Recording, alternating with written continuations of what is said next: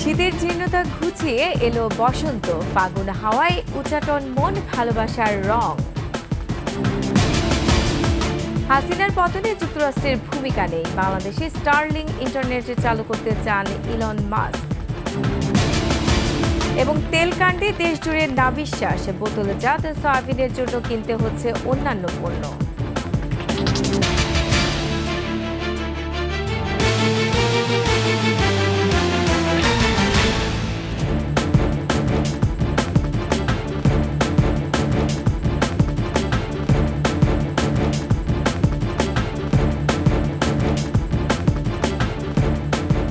শুনছিলেন সংবাদ শিরোনাম। আমন্ত্রণ ২১শে সংবাদে, সাথে আছেন রোমান আমি। দর্শক, ২১শে টেলিভিশনের সংবাদে একই সাথে সরাসরি দেখতে পাবেন আমাদের ফেসবুক পেজ www.facebook.com/2124 অনলাইনে। এছাড়া সাবস্ক্রাইব করতে পারেন www.youtube.com/@21ETV চ্যানেলে।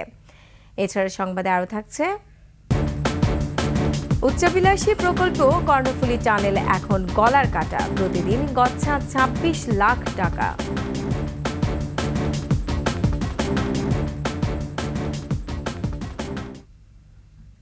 শুভ বসন্ত, ভালোবাসার ফাগুন। শীতের জীর্ণতা ঘুচিয়ে এলো ঋতুরাজ বসন্ত। নবপ্রাণের আবাহনে ভালোবাসার রং ছড়িয়ে পড়েছে প্রকৃতি জুড়ে।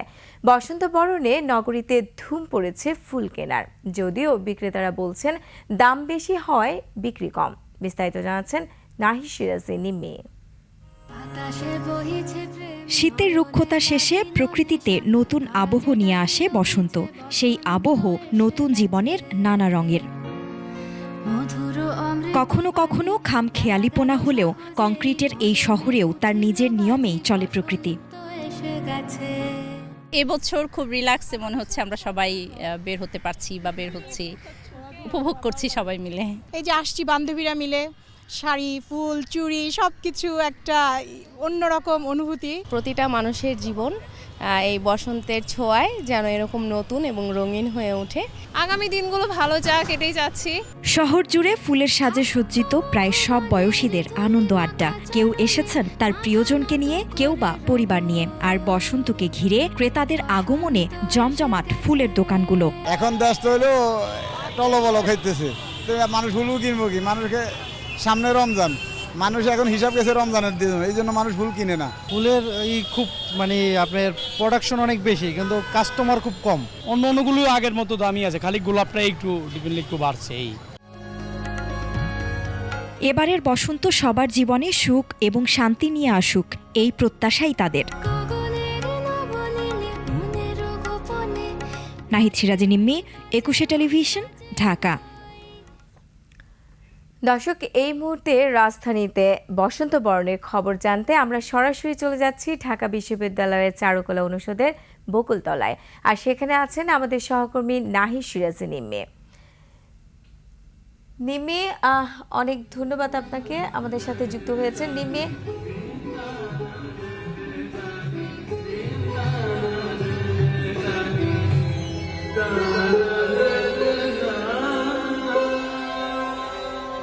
রোমানা, শুরুতেই জানাবো বাসন্তী শুভেচ্ছা।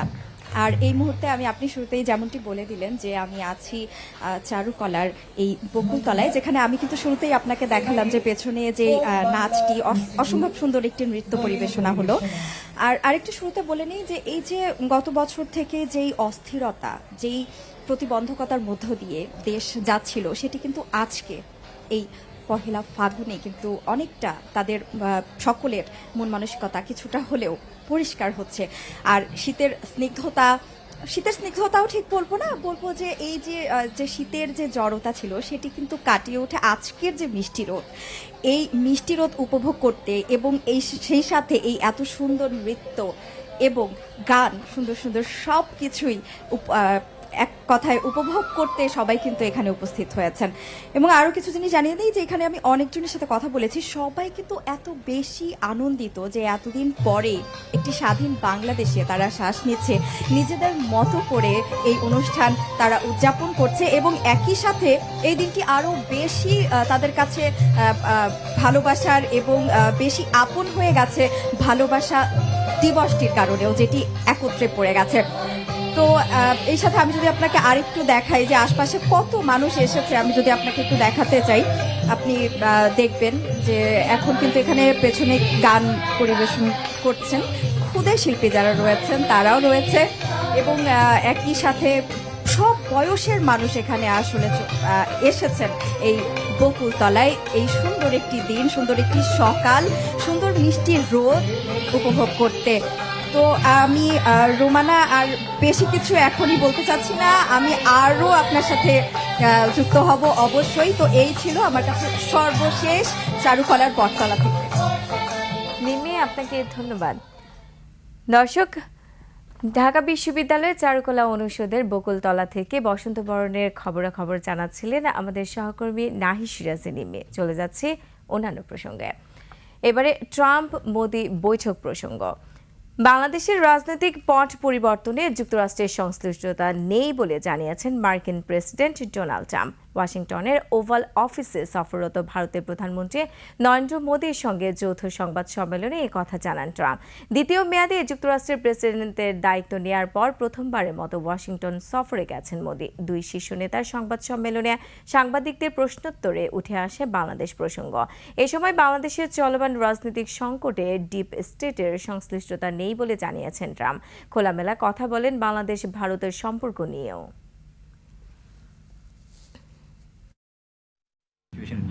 Well, there was no role for our deep state. It was. This is something that the Prime Minister has been working on for a long time and has been worked on for hundreds of years, frankly. I've been reading about it. But I will leave Bangladesh to the Prime Minister. বাংলাদেশে starling satellite internet সেবা চালু করতে আগ্রহী Tesla প্রধান billionaire Elon Musk ও এই পদক্ষেপকে স্বাগত জানিয়েছেন অন্তর্বর্তী সরকারের প্রধান উপদেষ্টা doctor Mohammad Yunus. Dubai world governance সামিটের ফাঁকে ট্রাম্প প্রশাসনের শীর্ষ ব্যক্তি ইলন মাস্কের সঙ্গে ভিডিও কনফারেন্সে কথা বলেন ডক্টর ইউনূস। এ সময় স্টারলিং চালুর সম্ভাবনা যাচাই করতে ইলন মাস্ককে বাংলাদেশে আমন্ত্রণ জানান প্রধান উপদেষ্টা। একই সাথে স্যাটেলাইট ইন্টারনেট সেবার মাধ্যমে কর্মসংস্থানের সুযোগ সৃষ্টি সহ আন্তর্জাতিক বাণিজ্যে বাংলাদেশের প্রবেশ আরও সহজ হবে বলে তুলে ধরেন ডক্টর ইউনূস। প্রযুক্তি নির্ভর সামাজিক ও অর্থনৈতিক উন্নয়নের জন্য মাস্কের সঙ্গে কাজ করারও আগ্রহ প্রকাশ করেন তিনি। এ ব্যাপারে ইতিবাচক মন্তব্য করেন মাস্ক। ওয়াশিংটন সফররত ভারতের প্রধানমন্ত্রী নরেন্দ্র মোদীর সঙ্গে বৈঠকের আগে ডক্টর ইউনূসের সঙ্গে এই ভিডিও আলাপ করেন মাস্ক।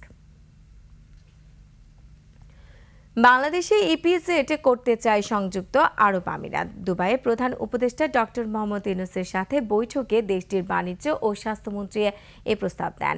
এতে বাংলাদেশে বিপুল পরিমাণ বিনিয়োগের পাশাপাশি অনেক মানুষের কর্মসংস্থান হবে বলে আশা প্রকাশ করেন তারা। এছাড়া বাংলাদেশি কমিউনিটি সদস্যদের সাথেও বৈঠক করেছেন ডক্টর ইউনূস। এক প্রেস ব্রিফিংয়ে এসব বিষয়ে বিস্তারিত জানান প্রেস সচিব শফিকুল আলম।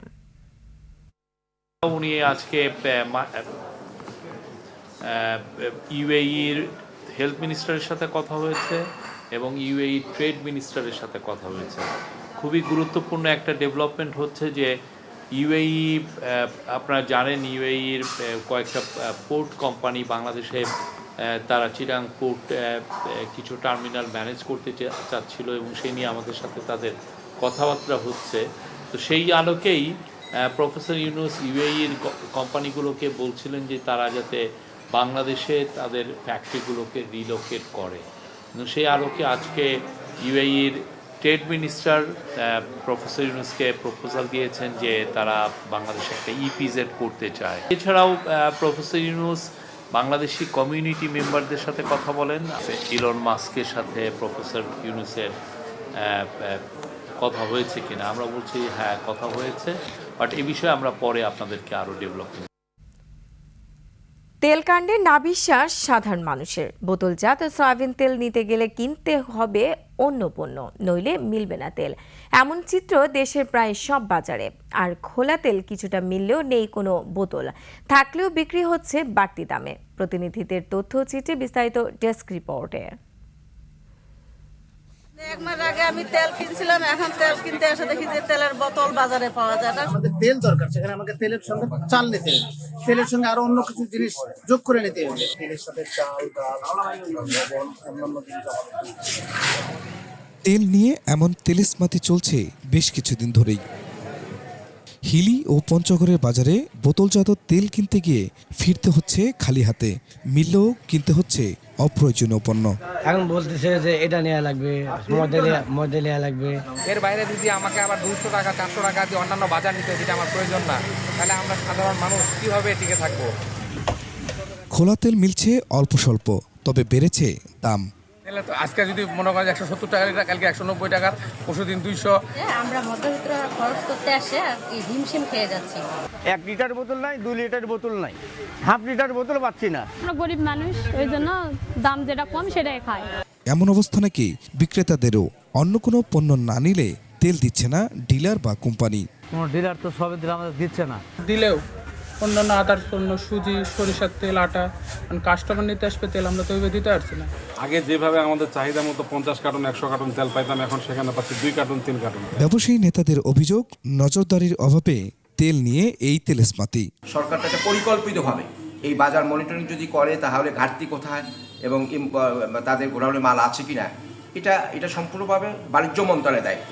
দিনাজপুরের হিলিতে প্রশাসনের হুঁশিয়ারি, বাড়তি দামে তেল বিক্রি হলে নেওয়া হবে ব্যবস্থা। যদি এরকম অভিযোগ পাওয়া যায়, সেটা মোবাইল কোর্টে জরিমানা সহ যে ব্যবস্থা নেওয়া যায় সেই ব্যবস্থা নেওয়া হবে। পঞ্চগড়ে 5 লিটারের বোতলজাত তেল বিক্রি হচ্ছে 1050 টাকায়।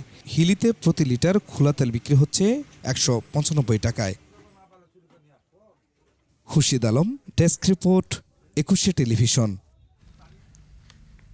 উচ্চাভিলাষী প্রকল্প কর্ণফুলী টানেল যেন এখন গলার কাটা। প্রায় 10,700 কোটি টাকা ব্যয়ে নির্মিত এই টানেলে প্রতিদিন গচ্ছা দিতে হচ্ছে 26 লাখ টাকা।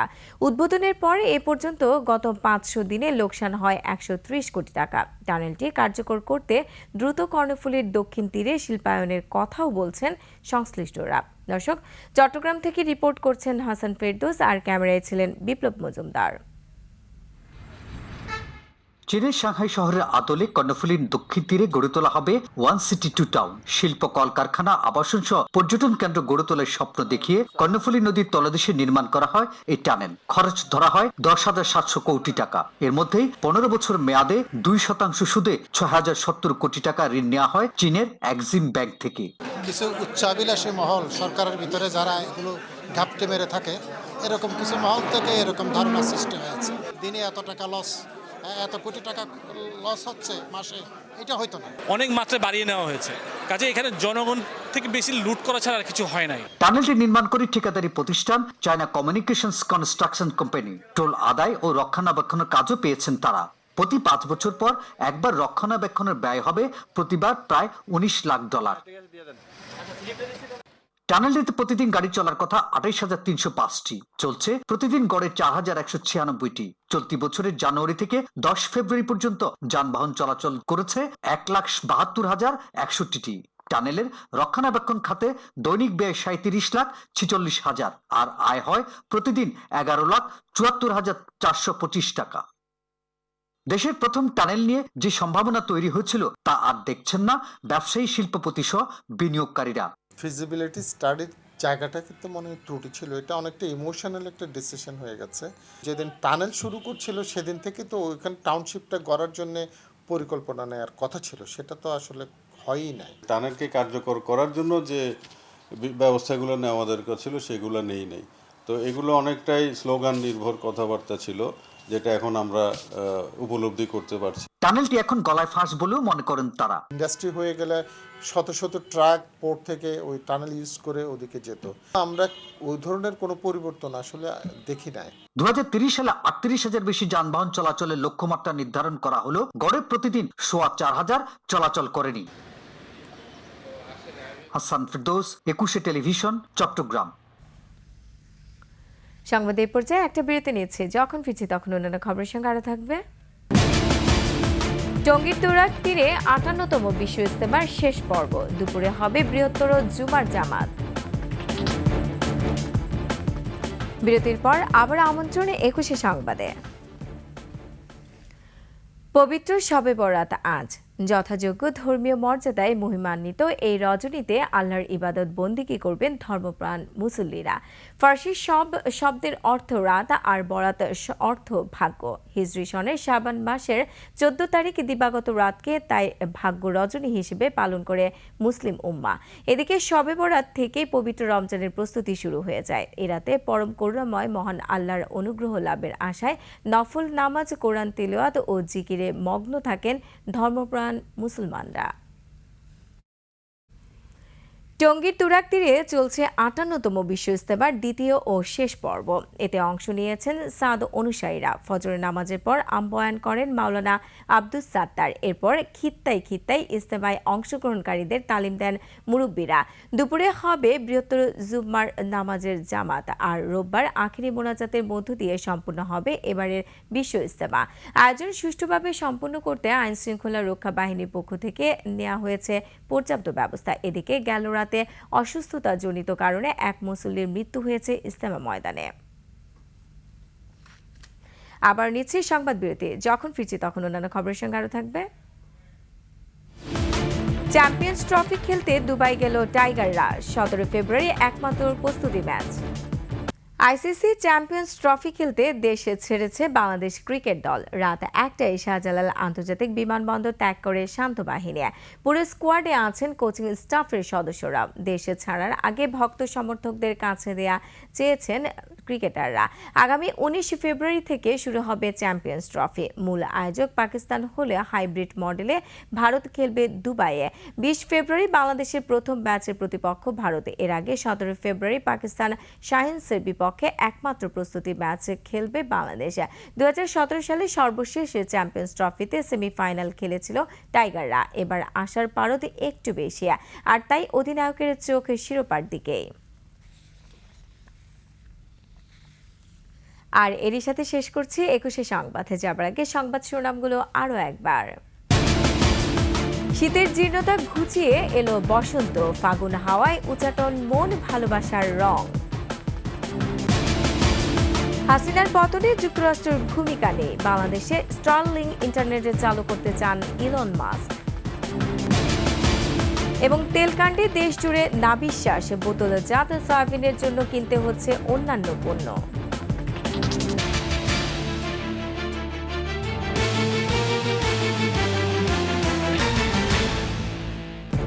দর্শক, সর্বশেষ সংবাদ জানতে ডায়াল করুন 2021 নম্বরে, আর ভিজিট করুন 21-tv.com এই ওয়েবসাইটে। ফেসবুকে ভিজিট করতে পারেন www.facebook.com/2124 অনলাইনে। এছাড়া সাবস্ক্রাইব করতে পারেন www.youtube.com/@21etv চ্যানেলে। এতক্ষণ সঙ্গে থাকার জন্য ধন্যবাদ। পরবর্তী সংবাদ বেলা 11টায় দেখার আমন্ত্রণ রইল। 21-এর সাথেই থাকুন।